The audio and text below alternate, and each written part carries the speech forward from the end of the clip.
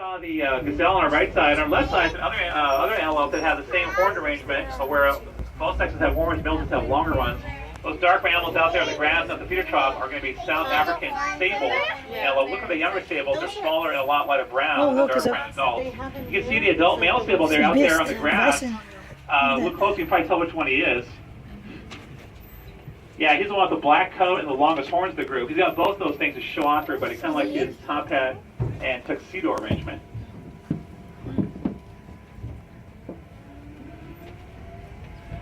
So we saw the elands back there. Remember, both sexes have the same horns. We have another kind of antelope where that's true as well. These gray animals on our left side ahead of us are going to be wildebeest antelope. And in the wildebeest, again, both females have the same horns as males, probably just to compete for space on an equal basis with everybody, not let alone food and water. The wildebeest live in herds in the wild, upwards of several thousand animals. They are part of one of the last great migrations on Earth in Africa. And then to right of the gray wildebeest on our left side, some more of the big tan elands enjoying the shade on a warm afternoon here for December. Look. What's that? It's antelopes. Oh. And more of the gray wildebeest across the way, folks. Look out there at the base of the grass slope, and I'll go up the slope into the sun. You can see some more of them hanging out there, the big gray animals. But for the youngsters with the adults are smaller and have smaller horns, of course, than the adults. We have a very tall one on the left side ahead of us, more of them farther out ahead of us. This is going to be one of our Maasai giraffes. This is a young male right here. In our Maasai giraffes, we have 2 adult females, 4 young adults, and then 2 very young baby boys. This is not a baby boy. He's several years old. And the Maasai are doing, remember folks, anytime we're stopped, also you can stand up, like right about now if you wanted to. Now, the Maasai are doing the best in the wild of the 9 different subspecies of African giraffes, but they are still way down in numbers from where they used to be. So one of the ways to help them is by breeding them. That's why the 2 baby boy giraffes ahead of us. In fact, we should have a good chance to see them here in just a few minutes.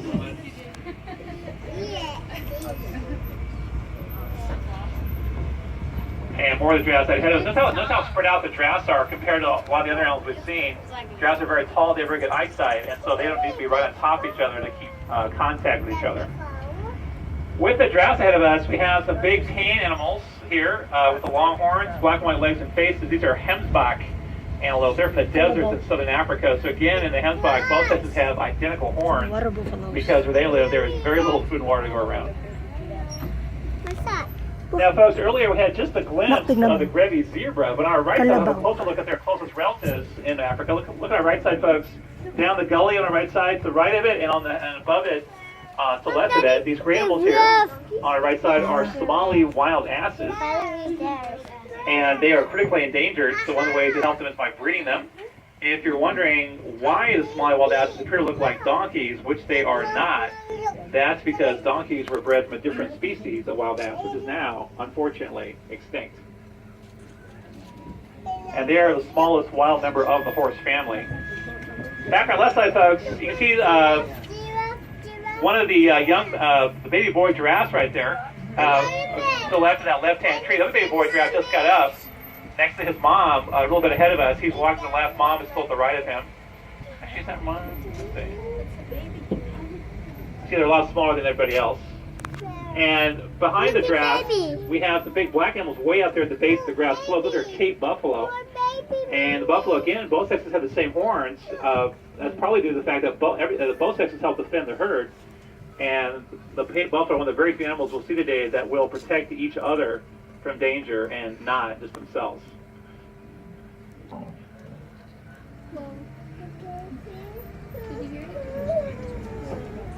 Now, at the hills on the left side, folks, more ostriches, big birds with the long necks and legs and the brown feathers. Also ahead of us on the left side, there's 2 big gray rhinos way out there between that far dirt road and the wall that cuts across the canyon with a fence on it.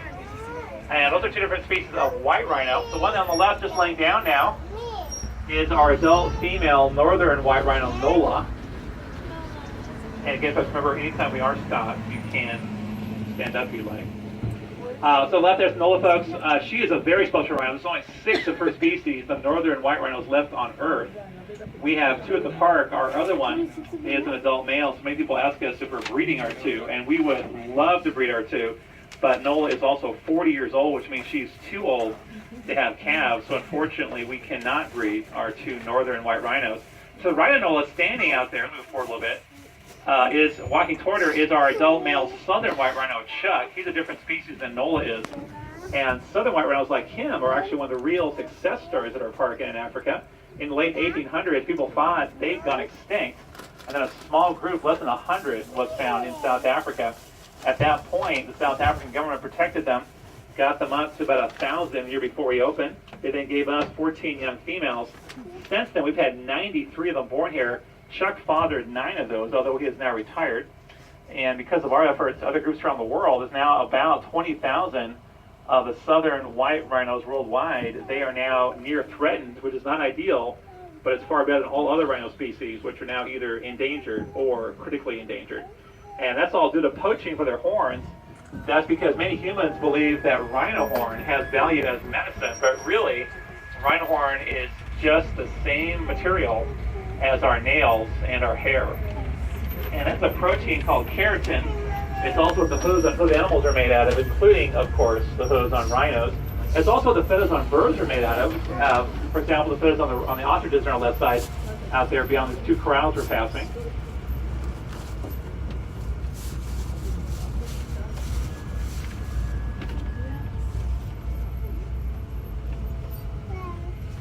Our adult female northern white round knoll out there. Look down below us, our left side folks, in the front middle of the second corral. You just might see part of the head of our adult male northern white rhino, Angalifu. He's in the corral for medical procedure. And remember, we keep them separated because she is too old to have calves. So now, folks, you've seen 2 of the remaining 6 northern white rhinos left on Earth. Down both our left side, folks, we have some big camels here with the white lines. These are greater kudu antelope. There's our adult male kudu, close to us, walking, faced away from us. He's broken one of his 2 very nice horns off, and they don't grow back as adults. Now, in the wild, losing a horn like that would mean the female greater kudu would have probably no interest in him at all. It's like he broke his sports car. But because he is the only adult male greater kudu at the park, he still has a good chance with the females. To the right of the greater kudu, or at least that group of them, some big rambles below us here with the short curved horns, black and white faces as adults. Those are roan antelope, big grassland animals. And they're called roan because they're color brown. Roan is basically another word for brown. And then to right of the roans, more the big tan greater kudu with their white lines. Look for some of the young greater kudu out here with the adults too. We got some young males here with their 2 nice symmetrical horns. That's what the females want to see, or those symmetrical horns, not one that's broken off.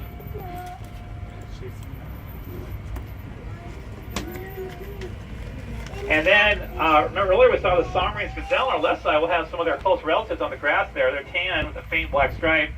Those are red-fronted gazelle, and they live in the same part of Africa as the Sombres do, the grasslands in northeast Africa. Across the way on the left side, on top of the grass slope, some orange-gray animals out there are going to be Uganda cob antelope. And the cob are another species where only the males have horns. They live in lush grassland forest areas of Africa, in Central Africa. And I don't want to give you the wrong impression. In about 2/3 of African antelope species, both sexes have horns. It's only about 1/3 where only the males do. As we come on the bridge ahead of us, both sides of us, we're going to have some more big multi-white birds with big bills. These will be more of our African and Eurasian pelicans. And of course, pelicans stay near water because they get their food by fishing. On the right side, we have one of our very hard-working horticulture people. They're a small department taking care of 1 3/4 million plants at the park.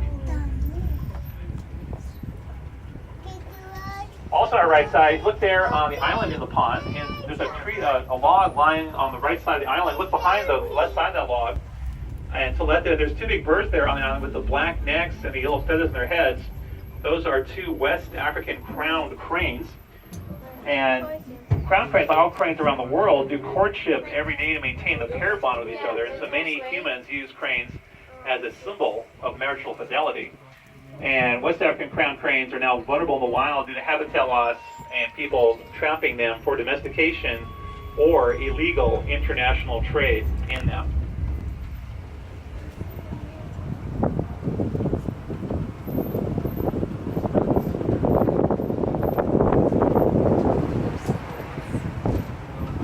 Our left side, folks, a much better look at the orange-brown Uganda cob out there in the grass near the top of the hill, and actually on both sides of the dirt road. macabre and other species where only the males have horns.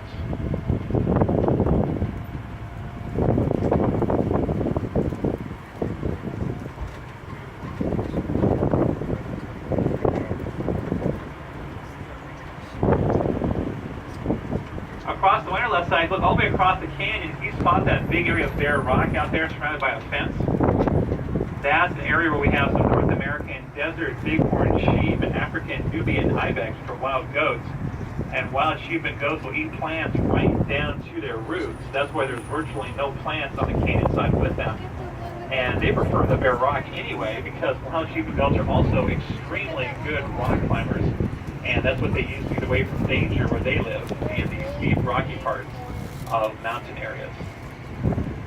Now, our left side, folks, coming up the left side of the road, we have some plants with the thick green leaves and the red flowers above them. These are candelabra aloe, and all the different species of aloe are native to Africa and the Arabian Peninsula, including the aloe vera, which you may have in some of your personal care products. Okay, go. Go. Stop it. Go.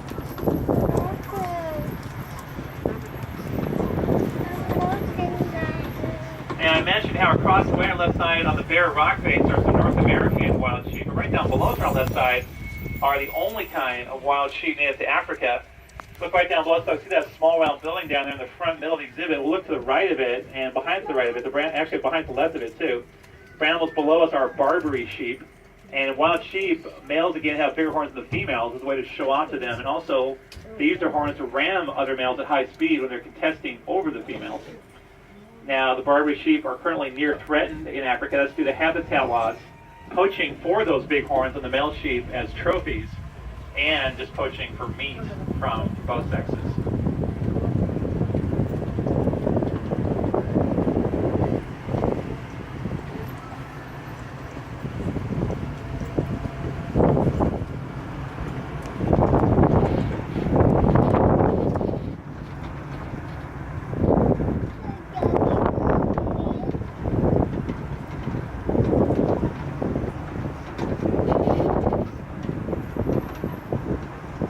On the right side, you can see this tree with a brilliant red flower. That's a coral tree from Africa. And like we have coral in mostly Africa and Asia. We have another African tree on the right side coming up. It's going to be, remember earlier we saw the Maasai giraffe. This tree coming up on our right side is going to be their favorite tree in Africa. It's got some big, big thorns here. This is an African acacia tree.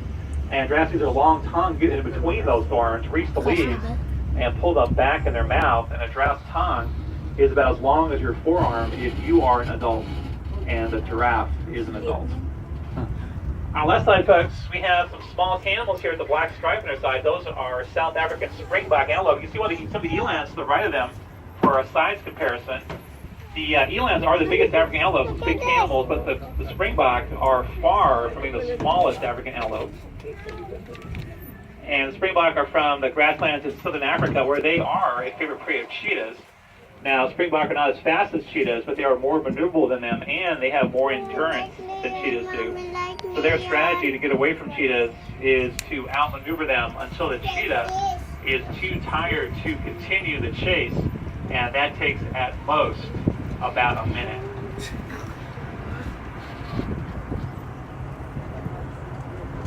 At the park, we started as a breeding facility for the San Diego Zoo.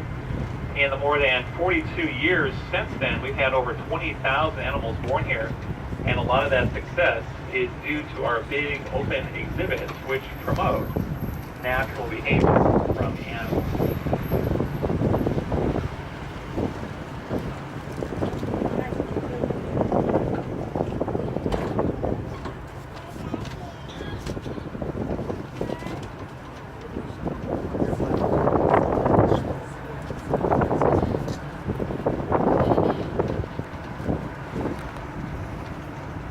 Across our left side, we'll have a look at that rhino we missed on the way out. On our left side, as we're on the corner, look across the way on our left side, the front middle there, the big gray rhino at the feeder trough is our adult female black rhino lembe out there.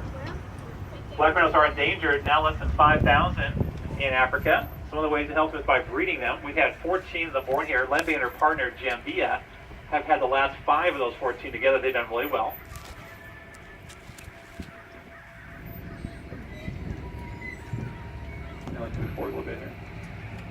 Now, one way you can be a hero for wildlife is to fight global warming. That is one of the major threats now to wildlife, and one way to do that is to reduce the net amount of carbon dioxide you directly or indirectly put out.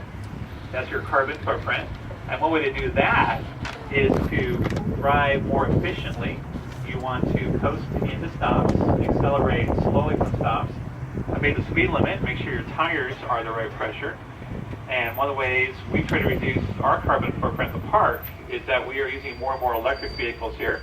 We also put a lot of time and money into researching electric vehicles to use on this safari.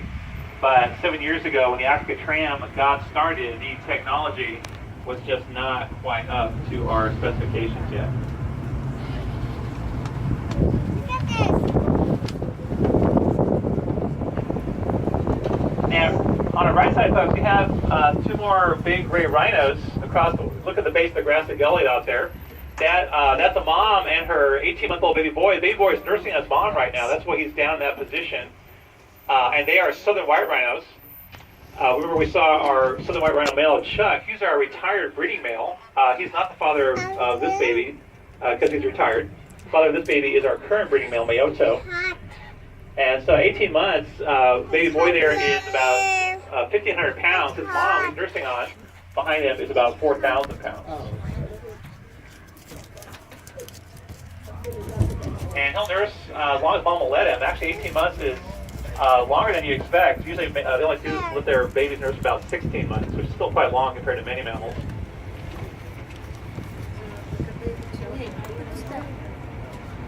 And earlier on our safari, we saw the Maasai giraffe. On our right side ahead of us, the very tall animals up the canyon are going to be mostly Rothschild giraffes. They are much more endangered in Africa than the Maasai. So one of the ways we help them is by breeding them. And we've had 127 of this kind of giraffe born here, including 4 in the last year. And some of the young giraffes are out there ahead of us with the adults. One of the young giraffes, at least, is being fed off the back. 2 of them actually being fed off the back of the truck out there at the roof in the back. That's one of the caravan safari trucks.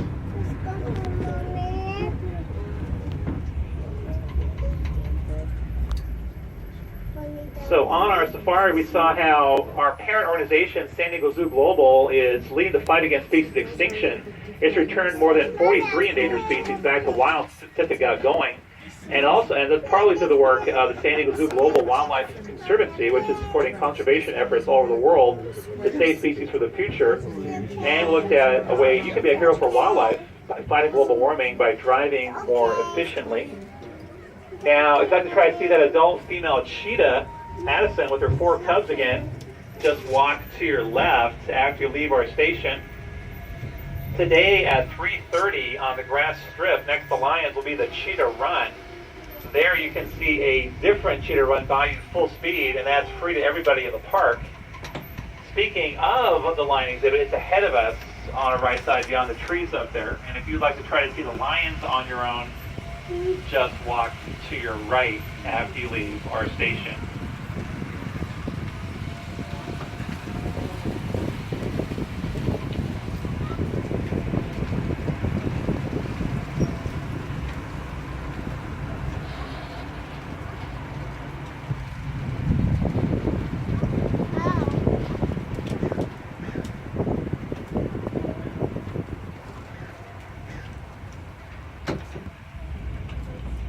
Now, the lions can go places we cannot see from our tram path, and it looks like that is exactly what they have done right now. You're going to have to walk to your right to try to see them after you leave our station. As we come into our station, please wait to exit until we come to a complete stop. Once we're at a complete stop, you can really help us out by opening the doors on the station side of the tram only and walking to the front to exit. Once again, my name is Doug. I want to say Asante, and that is Swahili for thank you. Kuya. Kuya. Are you okay? And of course, what do you think is in that container, the biggest reinforcer out there? Food, absolutely. So we are training through positive reinforcement. So basically, the correct behavior is going to be reinforced typically with food. That's not the only kind of reinforcer out there, but usually is the strongest and best reinforcer. So what's happening is we want them to part of. So thank you all for being animal trainers today. But what we are doing is called desensitization. So this is not a normal situation that a guinea fowl is going to be in. Of course, in the wild, they're going to be in the Serengeti, they're going to be able to get away, they're going to be able to hide. But here, in this situation, they're going to have to be around. That's an area that's really desired for them to go to. And as you can see, they're a tiny bit tentative. They're up a little closer to you guys. They're up higher. They're a little more vulnerable. So that's why we're going to want to make sure that we have some good reinforcement up there on the rock for them, because that's a slightly more difficult behavior. So again, giving them the good stuff for getting up there is definitely all a part of that training process. And like I said, crested guinea fowl, if you're just joining us here, take a look at the tops of their heads. The tops of their heads, you're going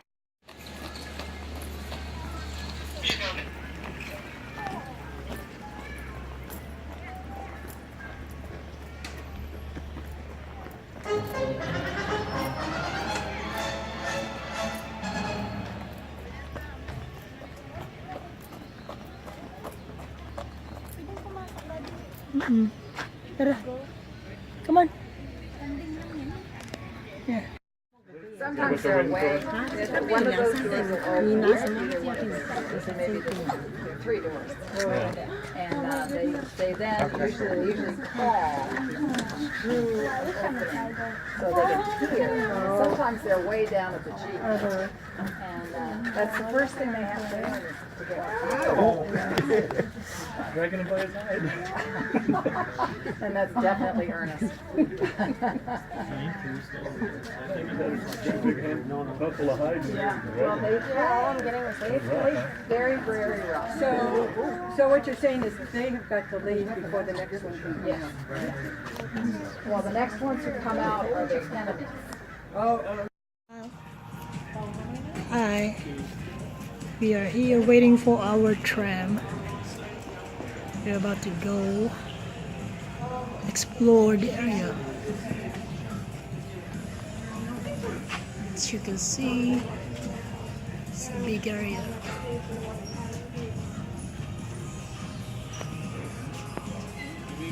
Are you happy? Hmm?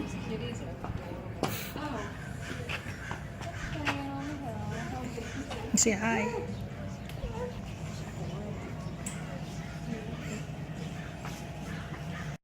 For hello and welcome to a group of people. And Swahili is one of the many African languages spoken mainly in East Africa, where many of our animals are originally from. My name is Doug. I'll be your guide as we take our Africa tram here at the Safari Park. And the word safari is itself Swahili for journey, in case you're wondering. We'll be out about half an hour. I've been at the park 7 years. And on today's safari, we are going to see how our parent organization, San Diego Zoo Global, is leading the fight against species extinction, partly through the work of the San Diego Zoo Global Wildlife Conservancy, which is supporting conservation projects all over the world as a way to save species for the future. And we'll look at a way you can be a hero for wildlife on your own. And specifically on our safari, we're going to look at adaptations animals have for reproduction in Africa and some of Africa. If you're the first car with me and you happen to have a medical emergency, just get a hold of me through the rear cab window here. If you're in any other car besides the first one, look in the ceiling above your head. On left and right, you see those yellow strips? Well, those are emergency strips. If you have a medical emergency, just press and hold one of those. That will also let me know up in the cab. On our right side, look ahead of us, on the left side exhibit there, we have an adult female cheetah and her 4-month-old cubs. Her mom's name is Addison. And we breed cheetahs because they are now vulnerable in Africa due to habitat loss and people capturing and killing them because they're worried about their livestock. So one of the ways, so we've actually had over 135 cheetahs born here at the park since we opened. We have one of the world's most successful cheetah breeding programs here. And Addison and her cubs are currently taking a break from the breeding program out in the public cheetah exhibit.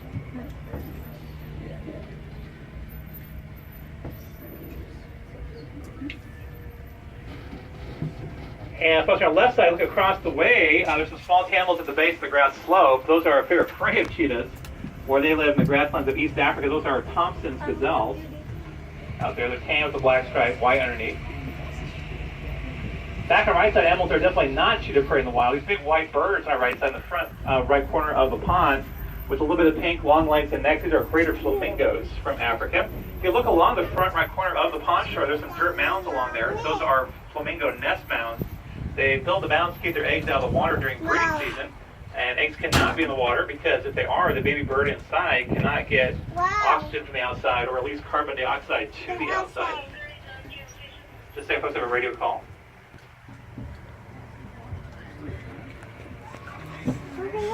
Yeah, they built that dirt thing up.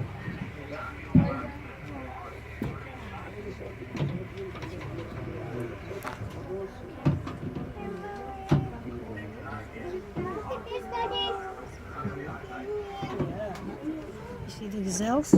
Yeah, gels.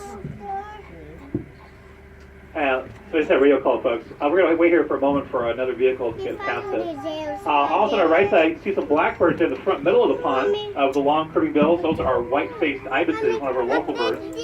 And we get a lot of local wildlife in the park because we have a lot of food and water here. And our local animals take advantage of that. Now, we ask that you remain seated while the tram is in motion. I will stop many times on the way. You are more than welcome to stand up at those times. Just make sure you sit back down again when we start up again. Please make sure your personal items are safely stowed away. If anything falls off the tram, we cannot go back and pick it up. But if that does happen, just let me know.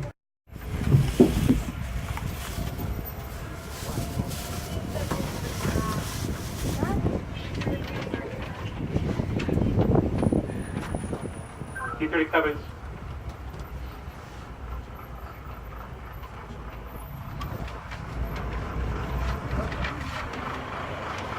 And our left, this is the show we're waiting for because they had to go against traffic. Ahead of us, so two vehicles cannot pass each other.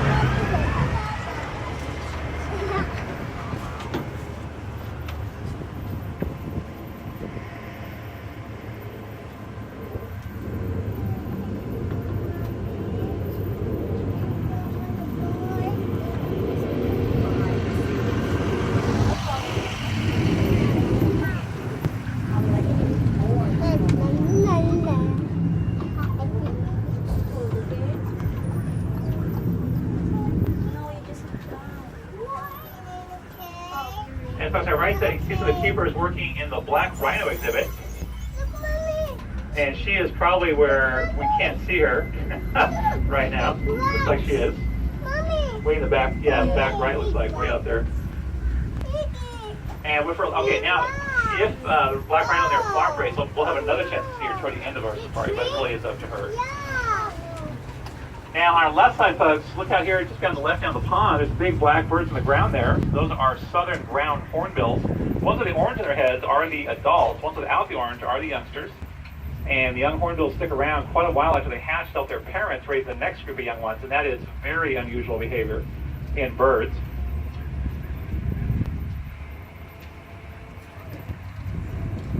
And we have, speaking of birds, we have more of our African and also Eurasian birds ahead of us on our left side. Look out there ahead of us on our left side at the right side of the pond. Big birds there with a little bit of gray in their feathers. And the big males are going to be Dalmatian pelicans from Eurasia. The even more white birds, a little bit up on the hill there on the left side ahead of us, are great white pelicans from Africa. They're also being joined by some visiting birds on the right pond shore there, folks. So look out there between the two groups of pelicans. There's some brown birds there with the black neck and the white stripe across their head. Those are Canada geese. They have stopped by the park to rest and eat on their way south for the winter. And by the way, we built the island out there in the pond so that both types of pelicans have a safe place to build their nests away from the other animals they share their exhibit with. That way the eggs and the young won't accidentally get trampled on. If you're interested in other safaris at the park besides this one, for more information about those, just stop at the ticket booth across from our station.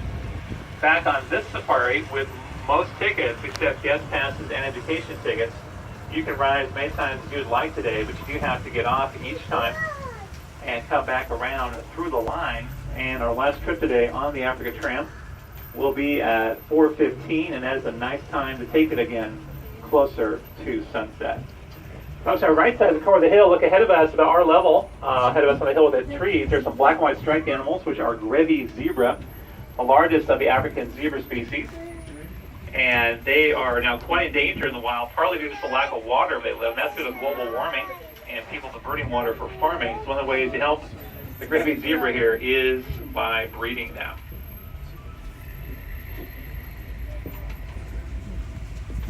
Look at this. What's that? What's this? What's this? I don't know. Cow.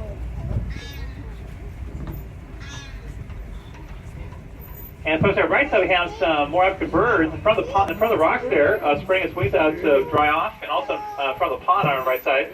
These two big, really big blue and brown birds are Goliath herons from Africa. They're the world's largest species of heron, a little bit bigger than our local great blue herons we have here in San Diego. On our left side, folks, these dark brown shank animals out here at the feeder trough and approaching it, they are Lipson waterbuck antelope. You can see one of the males approaching the trough there to the right of them with the nice horns. In this species of antelope, only the males have horns. They live in lush grassland forest areas of Africa near water. So where they live, there's a lot of food and water to go around. So the female waterbucks don't need horns to compete for food and water on an equal basis to everybody else. But the males still need horns to show off, kind of like their sports car arrangement.